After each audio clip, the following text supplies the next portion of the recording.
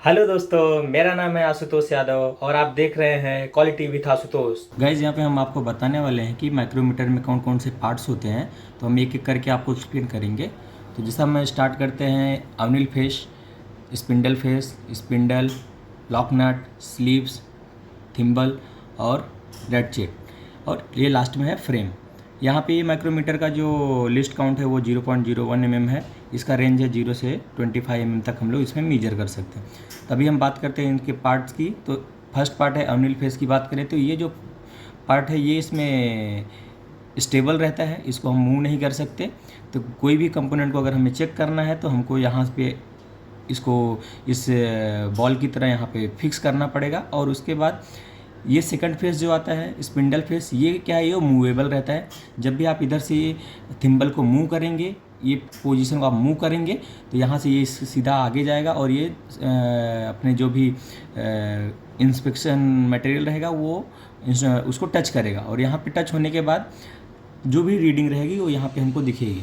Second third option आता है spindle. ये है, ये और ये दोनों एक दूसरे को, इनके बीच में हम डिस्टेंस को चेक कर सकते हैं। कुछ भी अगर कंपोनेंट चेक करना है तो इन दोनों के बीच में हम कंपोनेंट को चेक करते हैं। थर्ड है लॉक नट। लॉक नट का काम क्या करता है कि जब भी हम लोग को कोई डायमेंशन जिसको लॉक करना रहता है, कि लाइक कोई रेंज है जो जिस रेंज पे हमको सेट करके माइक्रोमीटर को कोई कंपोनेंट चेक करना है, वहाँ पे सेट करने के लिए कोई भी स्टैंडर्ड एक रीडिंग सेट करने के लिए हम लोग लॉक नट का यूज करते हैं।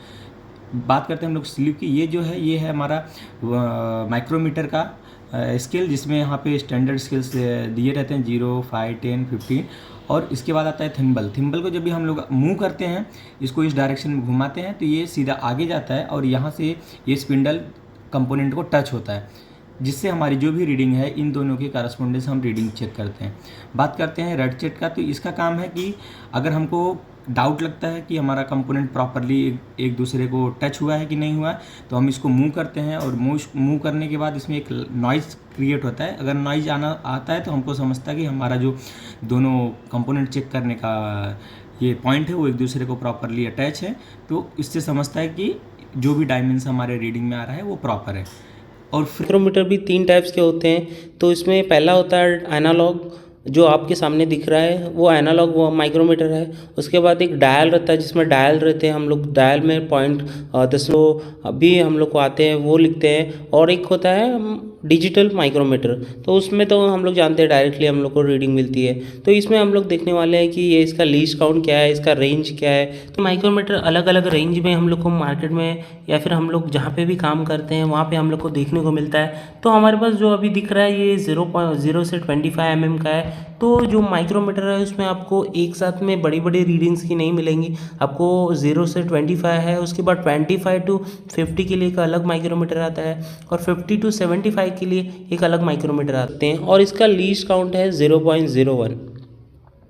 तो ऐसे ही जब हम लोग डायल देखते हैं तो उसका लीस्ट काउंट लाइक 0.001 होगा, और डिजिटल में भी 0.001 उसका लीस्ट काउंट होता है। तो इसकी उसकी जो डिजिटल होते हैं डायल होते हैं उसकी एक्यूरेसी इसकी कंपैरेटिव थोड़ी अच्छी होती है। तो आज हम लोग इसको देखने वाले हैं, इसको कैसे मेज़रमेंट करते हैं। तो हम लोग इधर यहाँ पे देख रहे हैं कि जो ये स्लाइड हो रहे हैं ये मूवेबल है। इससे हम लोग मूव करके हम लोग कोई भी डायमेंशन ऑब्जेक्ट को वहाँ पे रख के हम लोग चेक कर सकते हैं। तो इसकी भी पकड़ने की टेक्निक होती है, उसको मैं आपको इमेज आपको दे दूंगा, वो कैसे आप माइक्रोमीटर को हैंडल करेंगे उसके लिए। तो अभी हम लोग इसके वर्किंग देखेंगे कि ये वर्क कैसे करता है, इससे डायमेंशन हम लोग कैसे लेते हैं वो देखेंगे। तो यहाँ पे जो दिख रही है, यहाँ पे जो हम लोग को 0 to 5 दिख रही है, ये ऊपर की जो लाइन है उसमें देखेंगे 0 के बाद 1 mm, 2 mm, 3 mm, 4 mm। ऊपर की जो भी लाइनें हैं हम लोग उसको 1 mm, 2 mm, यानी कि 0 के बाद 1, 2, 3, 4, 5 तक है वो। और उसके नीचे हम लोग जो लाइन्स देख रहे हैं वो क्या रहेंगे, 0 के बाद जो पहली लाइन है हम लोग देख रहे हैं उसको 0.5। उसके बाद में जो 1 है, उसके बाद में 1 के नीचे भी फिर से उसके आगे थोड़ी सी लाइन है उसको 0.5, यानी कि जो नीचे की जो लाइन है वो 0.5 हम लोग कंसिडर करते हैं, और ये ऊपर की लाइन है उसको 1 mm। तो इस तरीके से हम लोग कोई भी डायमेंशन लेते हैं। और ये जो राउंड में है ये इसका है 0 से 50 तक का रेंज है। तो डेसिमल के बाद हम लोग जो भी लिखते हैं, ये जो राउंड में है वो 0 पे जो हम लोग को स्ट्रेट लाइन दिख रही है वहाँ पे हम लोग उसको मेज़र करते हैं। तो हम लोग जैसे कोई भी डायमेंशन देखते हैं, चले हम लोग अभी देखते हैं 1 mm को देखते हैं, कैसे 1 mm कैसा दिखता है।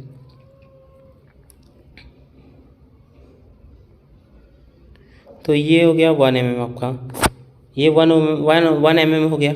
अगर आपको 1.5 mm देखना है तो कैसे देखेंगे, 1.5। तो अगर इसको 0 पे सेट करेंगे ये क्या होगा 1.5 कैसे, 1 एक लाइन ऊपर की है और नीचे की 0.5, तो इस तरीके से हमारा 1.5। इस तरीके से हम लोग 1.75 देखते हैं, 1.75। यहाँ पे मैंने जैसे बताया डेसिमल के बाद का जो पॉइंट रहेगा यहाँ पे है 0 अभी यहाँ पे जो राउंड में आपको दिख रहा है वो 0.25, और यहाँ पे देखेंगे तो ये 1 है, उसके बाद में उसके नीचे वाली लाइन 0.5 और यहाँ पे 0.25। इस तरीके से हमारा कितना हो गया 1.75। इस तरीके से हम लोग कोई भी ऑब्जेक्ट रहेगा, कोई भी डायमेंशन रहेगा मेज़र करेंगे। एक और डायमेंशन हम लोग देख लेते हैं यहाँ पे। अगर आपको ये समझ में आ गया तो आप कोई भी माइक्रोमीटर हैंडल कर लोगे ईजीली। तो यहाँ पे अभी देखते हैं, यहाँ पे देखेंगे हम लोग का क्या आ रहा है। यहाँ पे नीचे तो एक भी लाइन नहीं है, ऊपर की लाइन क्या है 0 1 2 3 लाइन है। तो 3 और डेसिमल के बाद हम लोग क्या बोले, जो राउंड में है उसको डेसिमल के बाद में देख रहे हैं 0.35 दिख रहा है। अभी यहाँ पे एक लाइन देखेंगे तो 0 की है, 0.1 0.2 0.01 0.02 0.03। इस तरीके से अपना यहाँ पे 0.1 हो जाएगा। तो हम लोग को क्या आ रहा था 0. जैसे यहाँ पे हम लोग ने ये डायमेंशन लिया तो ये क्या होगा 3.35। तो अब हम लोग ऑब्जेक्ट चेक करने जा रहे हैं। तो ऑब्जेक्ट में इसका डायमेंशन देखेंगे कैसे चेक करते हैं। ये जो ऑब्जेक्ट है इसका डायमेंशन क्या होगा आप बताइए। तो इसका डायमेंशन होगा 23 नीचे भी एक पॉइंट है हम लोग को 23.5 और प्लस 0.5 क्या आ जाएगा 23 इसका डायमेंशन क्या होगा 23 अब यहाँ पे देख रहे हैं हम लोग 25 की भी लाइन, नीचे की भी 0.5 की लाइन दिख रही है। 23.50 तो हम लोग को मिल गया। अभी यहाँ पे देखेंगे हम लोग का ये जो सेंटर वाला है वो कहाँ पे है 0.05 पे है। तो यानी कि हम लोग का क्या होगा 23.55 कैसे होगा 23.55 चेक कर लेते हैं। यस परफेक्ट है।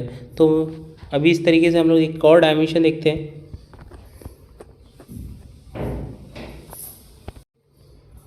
तो इस तरीके से हम लोग ये डायमेंशन देखेंगे। ये डायमेंशन कितना आ रहा है, ये आ रहा है 23.11 12 के बीच में आ रहा है। तो हम लोग इसको 11 ही कंसिडर करते हैं। 23.1112 के आसपास आ रहा है। तो ये हम लोग को अगर जब ऐसा डायमेंशन आता है तो इसके लिए हम लोग को डिजिटल की कभी कभी ज़रूरत पड़ती है, लेकिन इससे भी हम लोग फाइंड कर सकते हैं। 23 क्या है 1 2 के बीच में आ रहा है, 1 और 2 के बीच में आ रहा है। तो 1 2 परफेक्ट है। तो इस तरीके से हम लोग कोई भी डायमेंशन चेक करेंगे। एक और डायमेंशन हम लोग ले लेते हैं चेक करने को। इसको रोटेट करके हम लोग कोई भी कंपोनेंट हो गया, थिकनेस हो गया, उसका इनर डायमेंशन हो गया, हम लोग चेक कर लें। तो यहाँ पे देखेंगे ये डायमेंशन कितना आ रहा है। यहाँ पे आ रहा है 10.35 36 37। यहाँ पे क्या आ रहा है 38 तक। कितना 10.38 सही है, परफेक्ट है। तो इस तरीके से हम लोग कोई भी डायमेंशन चेक कर सकते हैं। तो दोस्तों माइक्रोमीटर को पकड़ने की भी एक टेक्निक होती है। तो वो टेक्निक स्टैंडर्ड टेक्निक के थ्रू ही हमको चेक करना रहता है। तो जैसा कि आप यहाँ पे देख रहे हैं, ये 2 फिंगर, लास्ट की जो 2 फिंगर हैं उनको यहाँ पे फ्रेम में फिक्स करना है, और उसके बाद मिडल फिंगर को इधर रखना है अपने डायमेंशन के पास में, और लास्ट की जो थंब है उसके बाद सेकंड जो फिंगर है उन दोनों से इसको हमको मूव करना है। और मूव करने के बाद यहाँ पे आप दूसरे हाथ से कंपोनेंट को बीच में प्लेस करके आप डायमेंशन ले सकते हैं। तो ये टेक्निक है माइक्रोमीटर को ऑपरेट करने की।